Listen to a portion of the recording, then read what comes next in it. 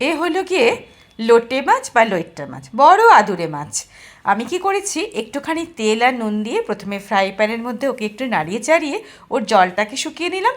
তারপরে ওর যে মাঝখানে যে বড় কাঁটাটা থাকে সেটা বার করে নিয়েছি। ছোট কাঁটাগুলো কিন্তু বার করার কোনো দরকার নেই। দেখুন কি সুন্দর বড় কাঁটাগুলো সব বেরিয়ে গেল। মাছটাকে এবারে সুন্দর করে একটু হালকা হাতে চটকে নিলাম। এবার একটা বাটিতে মাছগুলোকে নিয়ে নিলাম। যেগুলো সামান্য সামান্য কাটা সেগুলো কিন্তু ছিল, সেটা কিন্তু মুখে আপনাদের পড়বেই না। বড় সুস্বাদু লাগে কিন্তু এই মাছ খেতে, আর ভীষণ উপকারিতা। দিয়ে দিলাম পেঁয়াজ কুচি, একটু ধনেপাতা কুচি দিয়েছি, কাঁচা লঙ্কা কুচি দিয়েছি, আর একটু গোলমরিচ দিলাম। আপনারা চাইলে একটু শুকনো লঙ্কার গুঁড়ো দেবেন, বেশ ভাল লাগে। কিশমিশ দিলাম স্বাদের জন্য, বেশ মিষ্টি মিষ্টি লাগবে তার জন্য। নুন হলুদ আন্দাজ মতো। আর দিয়ে দিলাম এর মধ্যে একটুখানি চালের গুঁড়ো। চালের গুঁড়ো না দিলে তো বড়া একদম সম্পূর্ণ হবে না।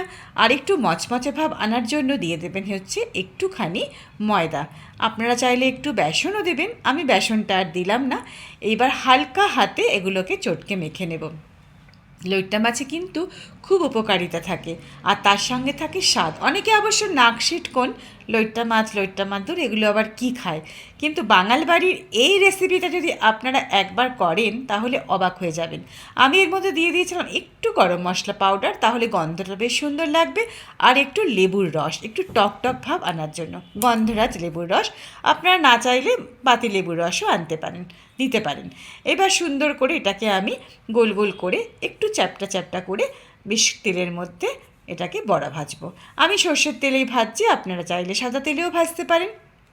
এইভাবে সুন্দর করে যদি আপনারা লইট্টা মাছের বড়া ভাজেন তাহলে গরম ডালের সাথে কিন্তু দারুণ জমে যাবে এই লইট্টা মাছের বড়া।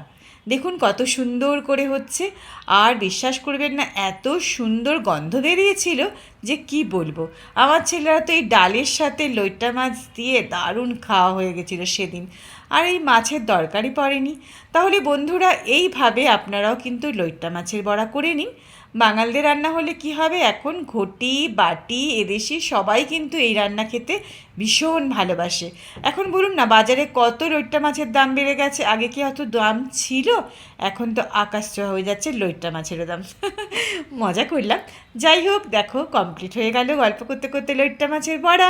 কি সুন্দর হয়েছে, চায়ের সাথেও খেতে পারো, অথবা গরম ভাতের মধ্যে ডাল অথবা ঘি দিয়েও খেতে পারো। বন্ধুরা, আমার চ্যানেলের সঙ্গে থেকো। আজকে এই পর্যন্তই, দেখা হয়ে যাবে নতুন কোনো রেসিপির সাথে। টাটা।